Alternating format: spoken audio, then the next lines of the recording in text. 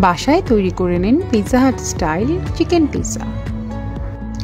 গ্যাসের চুলাতেই আজ আমরা এই ইয়াম্মি পিৎজা তৈরি করা শিখব।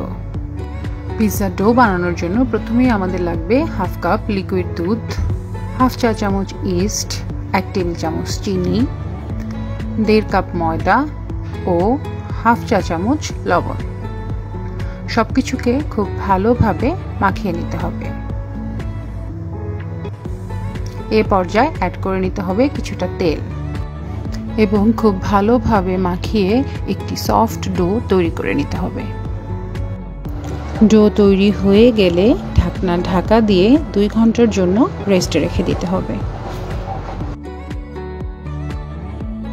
চিকেনের প্রিপারেশনের জন্য আমাদের লাগবে 1 বাটি চিকেন, আদা বাটা, রসুন বাটা, লাল মরিচের গুঁড়া ও সামান্য সয়া সস ও লবণ। সবকিছুকে খুব ভালোভাবে মাখিয়ে নিতে হবে। এরপর প্যানে তেল দিয়ে তাতে চিকেনগুলোকে খুব ভালো করে ভেজে নিতে হবে। পিৎজা সসের প্রিপারেশনের জন্য আমাদের একটি প্যানে কিছুটা রসুন কুচি করে ভেজে নিয়ে তাতে দিয়ে দিতে হবে 3 টেবিল চামচ টমেটো পিউরি। টমেটো পিউরিগুলোকে একটু নেড়েচেড়ে ভেজে নিতে হবে। কাঁচা ভাব চলে গেলে অ্যাড করে দিতে হবে টমেটো সস, অরিগ্যানো, গোলমরিচের গুঁড়ো ও সামান্য চিলি সস। সবকিছুকে খুব ভালোভাবে নেড়েচেড়ে মিশিয়ে নিলেই তৈরি হয়ে গেল পিৎজা সস। 2 ঘন্টা রেস্টে রাখার পর আমাদের ডো কিন্তু ফুলে ডাবল হয়ে গেছে। এই পর্যায়ে ডো থেকে বাবলগুলোকে বের করে নিতে হবে। প্যানে তেল মাখিয়ে হাতে সামান্য সুজি ও তেল নিয়ে ডোটিকে খুব ভালোভাবে পিৎজা প্যানের মধ্যে স্প্রেড করে নিতে হবে।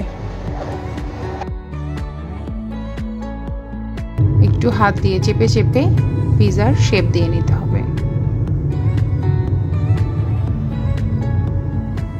তারপর কাঁটা চামচ দিয়ে একটু ক্র্যাক করে দিতে হবে যেন বাবলগুলো বের হতে পারে। এই পর্যায়ে বানিয়ে রাখা পিৎজা সসটি ডোয়ের উপর খুব ভালোভাবে স্প্রেড করে দিতে হবে। এরপর একে একে টপিংগুলো দিয়ে দিতে হবে। প্রথমে দিয়ে দিলাম গ্রেট করা চিজ, তারপর চিকেনগুলো দিয়ে দিতে হবে। অ্যাড করে দিলাম ব্ল্যাক অলিভ এবং কিছু পেঁয়াজ। আপনারা আপনাদের পছন্দ মতো টপিং ব্যবহার করতে পারেন। উপরে ছিটিয়ে দেওয়া হলো অরিগ্যানো ও চিলি ফ্লেক্স। চুলায় একটি পাতিল বসিয়ে প্রিহিট করে নিতে হবে। তার উপর পিৎজা প্যানটি দিয়ে ঢাকনা ঢেকে দিয়ে লো টু মিডিয়াম হিটে বেক করতে হবে 25 মিনিটের মতো।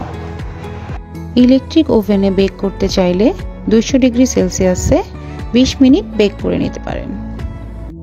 20 মিনিট বেক করার পর আমাদের পিৎজা কিন্তু সম্পূর্ণ রেডি। দেখুন চুলাতেই কত সুন্দরভাবে বেক হয়েছে পিৎজাটি।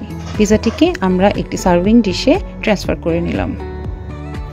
চুলাতেই যদি এমন পারফেক্ট পিৎজা বানানো যায় তাহলে রেস্টুরেন্টে যাওয়ার কি দরকার। এখন বাসাকেই বানিয়ে ফেলুন পিৎজা হাট।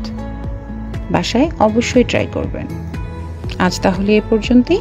আল্লাহ হাফেজ।